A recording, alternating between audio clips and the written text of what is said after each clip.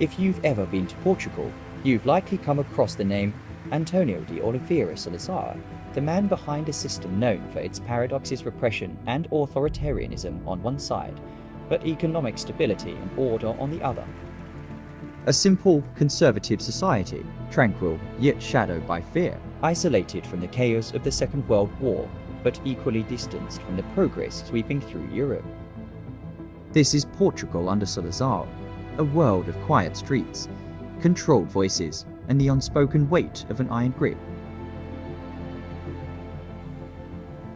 As the sun set on Portugal in the early 20th century, the nation was in turmoil.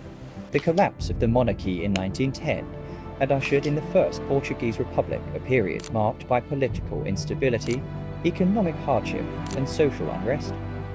Over the span of 16 chaotic years, Portugal saw 45 governments rise and fall, each more fragile than the last.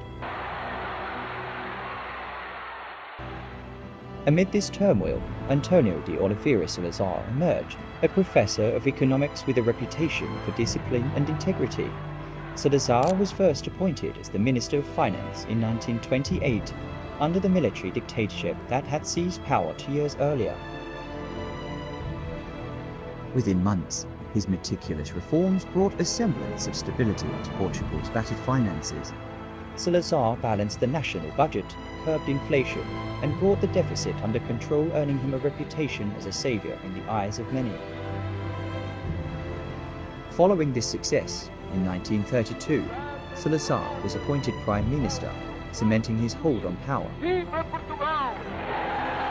He built the Estado Novo, or New State, an authoritarian regime rooted in conservative Catholic values, nationalism, and corporatism. This system promised order and stability, a stark contrast to the chaos of the preceding republic. For many Portuguese, Salazar was a hero, a figure who restored dignity and discipline to the nation. Farmers, laborers, and even intellectuals, weary of instability, saw him as a symbol of moral rectitude and competence. But not everyone shared this admiration. While some praised Salazar's economic achievements, others decried the suppression of civil liberties, censorship, and political oppression that came with his regime. The so-called tranquility was maintained through strict surveillance and the silencing of dissent. Fernando Pessoa, the prominent Portuguese writer and poet, wrote, "What is wrong is not that Oliveira Salazar is Minister of Finance, which I accept is right, but that he is Minister of everything, which is more questionable." But what was life really like for the ordinary Portuguese citizen under Salazar?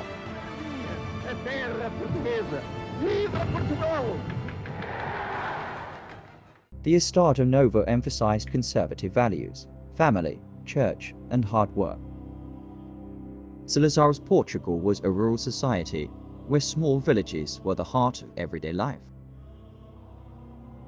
Many Portuguese woke to the sound of church bells, worked long hours in the fields, and ended their days around the dinner table with their families. The regime encouraged this simplicity, promoting the idea that Portugal's greatness lay in its traditions.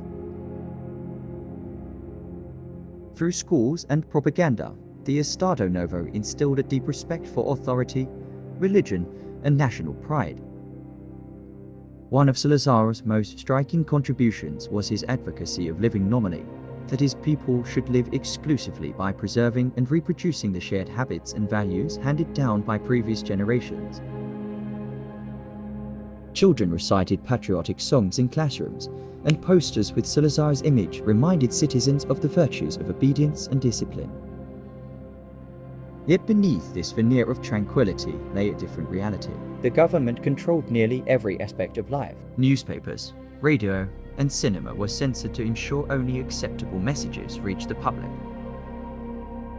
The Ministry of Propaganda ensured that all cultural output aligned with the regime's ideals, fostering obedience and silencing opposition. Under the Salazarian regime, women were confined to traditional roles of homemakers and mothers, with limited civil rights and economic independence. However, the reality of economic necessity led many women to work in various sectors, challenging the regime's ideal of the submissive domestic woman. Dissenting voices, whether from political opponents, intellectuals, or even everyday citizens, were swiftly silenced. The secret police, PIDE, operated in the shadows, creating a climate of fear and suspicion.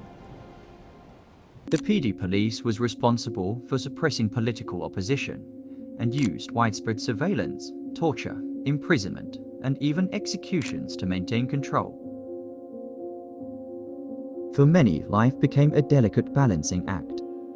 Conversations were cautious and trust was scarce. Neighbors avoided controversial topics, and even the walls seemed to have ears. Economically, while Salazar's policies brought stability, they also perpetuated poverty. Urban centers like Lisbon and Portugal, but most of the country remained isolated and underdeveloped. In the countryside, the corporatist organization created a network of multi-purpose community centers offering social services, education, and leisure inspired by the Fascist Topolevora model. These centers provided cultural activities like libraries, cinema, folk music, theatre, and sports, with a focus on folklore groups to promote national traditions and social conformity.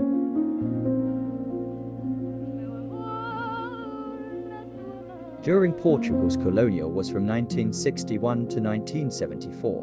Many young men were conscripted to fight in distant territories like Angola and Mozambique, leaving behind their families for years, often serving multiple 3-year tours.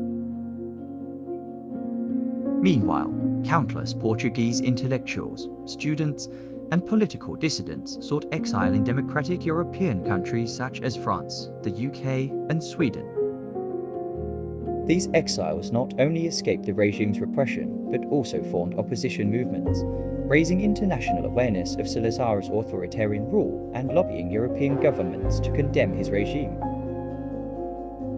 By the early 1970s, it stood as one of the last remaining authoritarian regimes in Western Europe, with the Iberian Peninsula widely viewed as a politically repressive and backward region, in sharp contrast to the progressive trajectory of Northern and Western Europe. Daily life under Salazar was a paradox, orderly yet oppressive, tranquil yet filled with an undercurrent of unease. For some, it was a peaceful existence. For others, it meant quiet submission under an authoritarian regime.